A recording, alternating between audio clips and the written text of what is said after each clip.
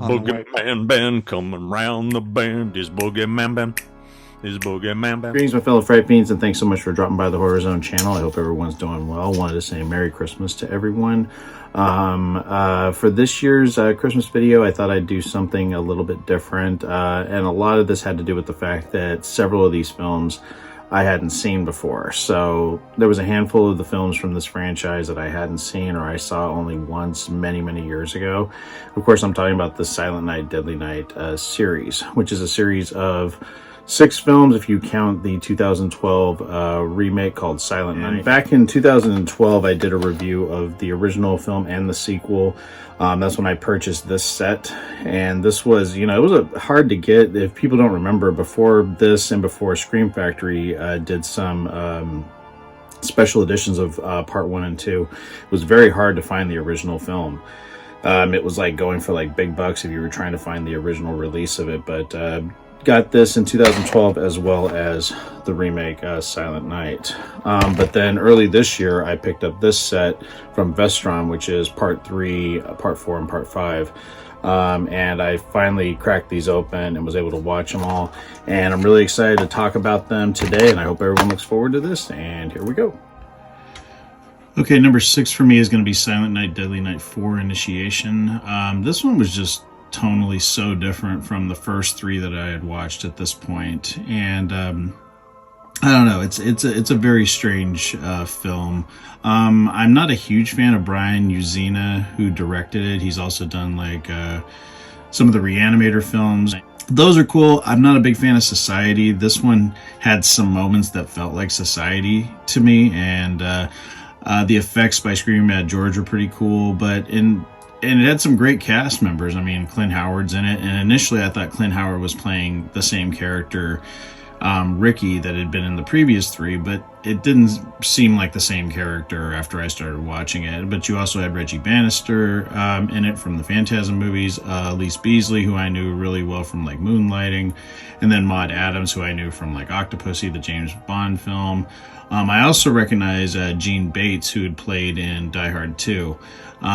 So yeah, it was okay. It's not my favorite of the series by a long shot. It was just kind of tonally so odd because it deals with a coven of witches, whereas the other ones dealt with like this maniac, serial killer, Santa Claus killer kind of person, and it was just so different from the other ones that it just kind of stood out, and it just didn't really entertain me as much as the other ones did. 5 for me is going to be Silent Night, Deadly Night 3, Better Watch Out. Again, this was another first time watch, much like part 4.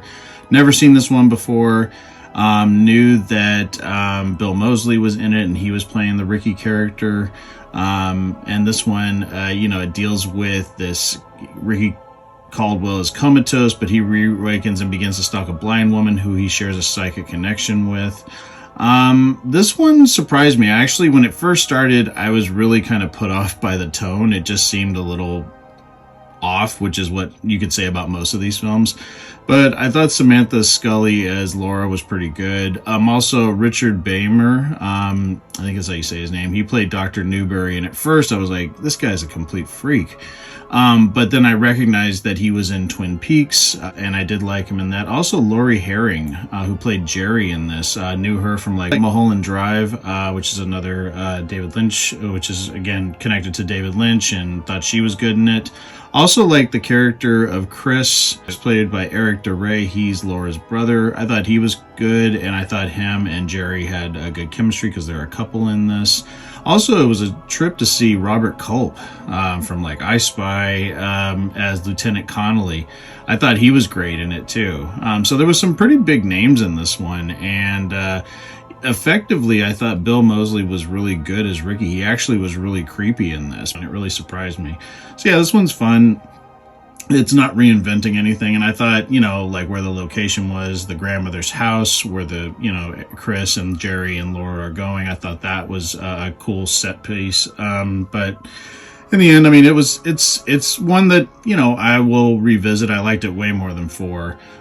but it's still, you know, kind of low on in terms of this franchise, and it kind of leaves it with a question mark at the end as of you know, who survived, and you never really are going to find out who it is because the next film deviated so much from the first 3 films. So number 4 for me is going to be Silent Night, Deadly Night 5: The Toy Maker.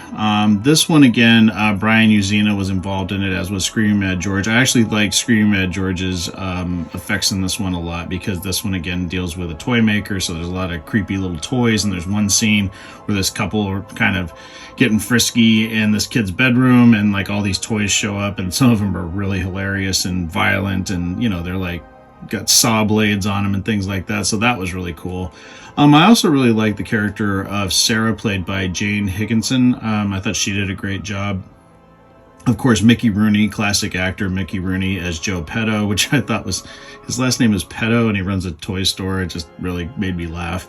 But he was good in it. You know, not a huge fan of the actor, but respect, you know, his legacy and things like that. Brian Bremer, who played Pino, I've seen him in, like, you know, he was in Pumpkinhead. I've seen him in several things.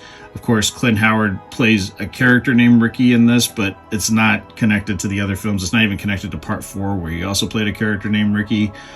Tracy Frame, Noah Adams, I've seen him in a couple things like 90210 I saw him on. He was in Fear with Mark Wahlberg. He was pretty decent in it, but I remember this one from watching it when I was a kid. I remember watching it once. So there was a few moments that I remember. I like the whole toy store setting and the whole thing about these gifts that are kind of got this macabre kind of sense to them. There's something creepy about all these toys that this little kid is gifted, and you know, the repercussions of that, and you know, the connection between the Joe Petto character and his son Pino, like, you know, who's doing this. There's a little mystery wrapped up in it, and I thought the ending was kind of cool, if not kind of sleazy.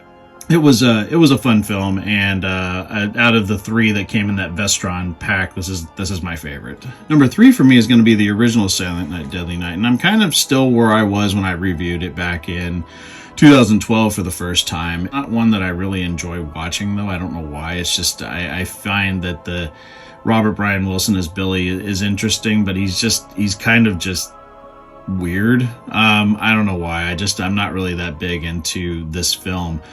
The opening, the Santa Claus like holds up the store, and then he like breaks down, and the family tries to help him, and then he like attacks them. I don't know. It's like there's something about it that just like it's just not. It's a kind of a disturbing scene. And then, you know, you have the kids going to the orphanage, and the Mother Superior is just so mean, and you know, I don't know. Like, there's just not a lot of characters in this film that I really like. I like a lot of the actors, of course. Britt Leach as Mr. Sims. I've seen him in many things. Leo Jeter played Barry Sims in Halloween Curse of Michael Myers. He plays Tommy in this. And I think Robert Brian Wilson does a good job as Billy, but I'm not really that crazy about the character. It was great seeing Linnea Quigley as Denise. I think she does a great job. In fact, that scene with her before she gets impaled on the antlers, that scene, I mean, that is a really, like, she did that stunt work herself, it looks like, and that whole thing between her and Billy, that is a pretty rough scene to watch, but she does a great job, and she's an icon. So yeah, it's fun. It's not one that I love watching. It's not one that I revisit very often. I know Sean Clark just earlier this year actually, just did a Horrors Hollow Grounds on the locations for this movie. I'll put a link down below if people want to check that out. But yeah, it's cool. Like I said, it's an okay film. It's one I'll watch every so often, but yeah, it's just not my favorite in the franchise.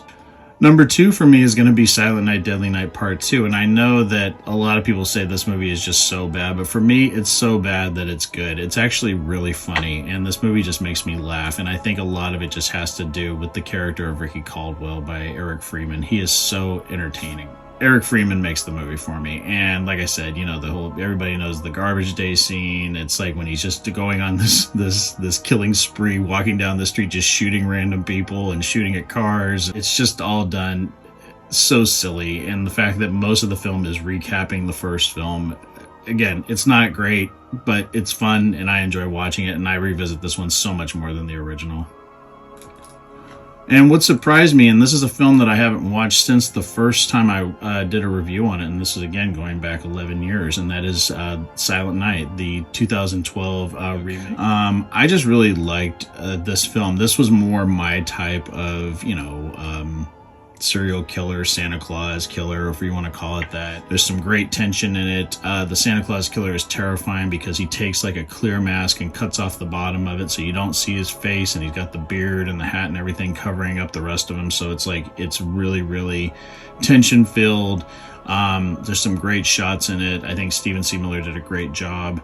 But yeah, everybody in it did a great job too. There's Malcolm McDowell, Jamie King, Donald Locke. The film just really builds to this awesome climax at the end of the film at the sheriff's office. There's a wood chipper kill in this that I think is one of the most gnarliest kills I've seen in any horror film. It is rough, and it's directed with so much tension and suspense as well as gore.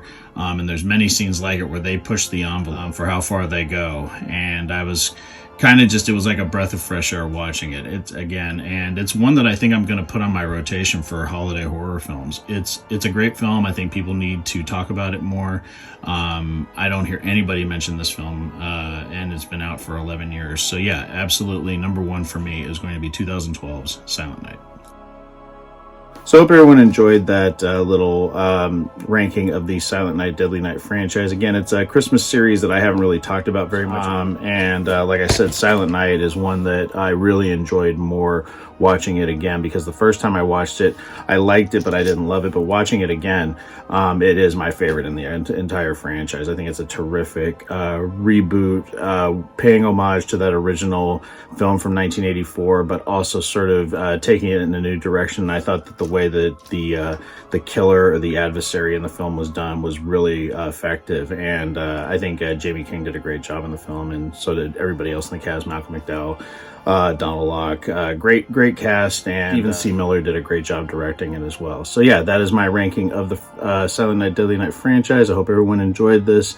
Leave me your thoughts down in the comment section below about your thoughts on the franchise. Are you a fan? Enjoy these films? Are they ones that you don't really revisit? Like I said, Silent Night is probably going to become a yearly. I'm going to probably watch that one pretty regularly on Christmas time, because I really, really enjoyed it. And I love Silent Night, Deadly Night too. I know it's bad, but it's so much fun to watch. But thanks so much, everyone, for watching. I hope everyone has a great holiday, a great Christmas, and I'll talk to you again real soon. Take it easy. Stay scared as always.